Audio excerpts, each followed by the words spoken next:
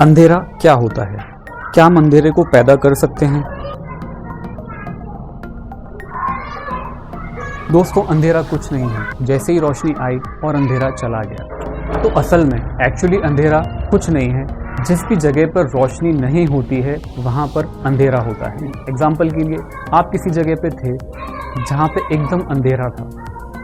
अब अगर आपको वहाँ पे रोशनी चाहिए है और आप वहाँ पे कुछ देखना चाहते हैं तो आपको वहाँ पे रोशनी लानी होगी। वो रोशनी ही आपको चीज़ें देखने की शक्ति देगी। इसी चीज़ से हम समझ सकते हैं कि हम देख कैसे पाते हैं। समझते हैं देखने का, हमें जो चीज़ें दिखती हैं उसका, और अंधेरे का और रोशनी का क्या रिलेशन है। हमें कोई तभी देख पाता है जब हमारे आसपास रोशनी होती है। अगर हम बिल्कुल अंधेरी जगह पे होंगे, अंधेरे कमरे में होंगे, तो ऑब्वियसली हमें कोई नहीं देख पाएगा। तो ये होता कैसे है?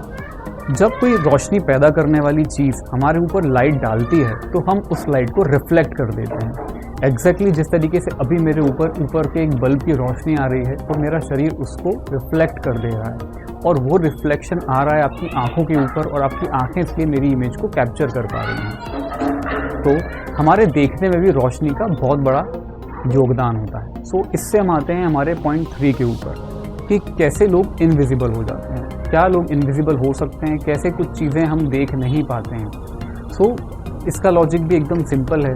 अगर कोई भी चीज़ रोशनी को 100% रिफ्लेक्ट कर देगी या 100% उसके अंदर से रोशनी आर पार निकल जाएगी तो वो चीज़ इनविजिबल हो जाएगी।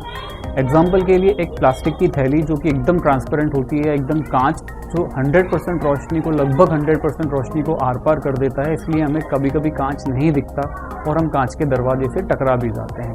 ये इसी के कारण होता है कि कांच रोशनी को 100% आर पार निकाल देता है। तो अगर हम कोई ऐसा कपड़ा या हम कोई ऐसा क्लॉक या ऐसा झब्बा पूरा पहन लें शरीर के ऊपर जो रोशनी को 100% अपने थ्रू आर पार कर दे, तो हम भी इनविजिबल हो सकते हैं।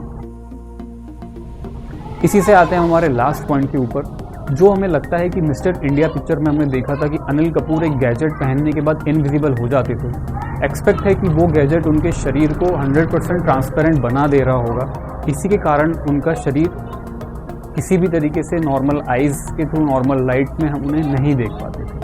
पर उससे एक और हमें टॉपिक समझ में आता है कि वो जो भी गैजेट था उसमें एक डिफ़ॉल्ट था, एक फॉल्ट था, या उसके अंदर कुछ एक चीज़ उन लोगों ने छोड़ी थी कि रेड रोशनी में वो मिस्टर अनिल कपूर दिखते थे। वो इसलिए होता था क्योंकि वो गैजेट ने शरीर को ऐसा बना दिया था कि शरीर बाकी सभी लाइट को ट्रांसपेरेंट अपने थ्रू रिफ्लेक्ट कर देता था, अपने थ्रू निकल जाने देता था, पर सिर्फ रेड लाइट को वो रिफ्लेक्ट नहीं कर पाता था। इसी के कारण जब अनिल कपूर के ऊपर या कोई चश्मा लगा के अनिल कपूर को देखता था तो अनिल कपूर उन्हें दिखते थे, और या अनिल कपूर रेड लाइट में आते थे तो रेड लाइट को वो मशीन, वो टेक्नोलॉजी रिफ्लेक्ट नहीं कर पाती थी, अपने थ्रू रिफ्लेक्ट, अपने थ्रू ट्रांसपास, अपने थ्रू पास नहीं करने दे पाती थी।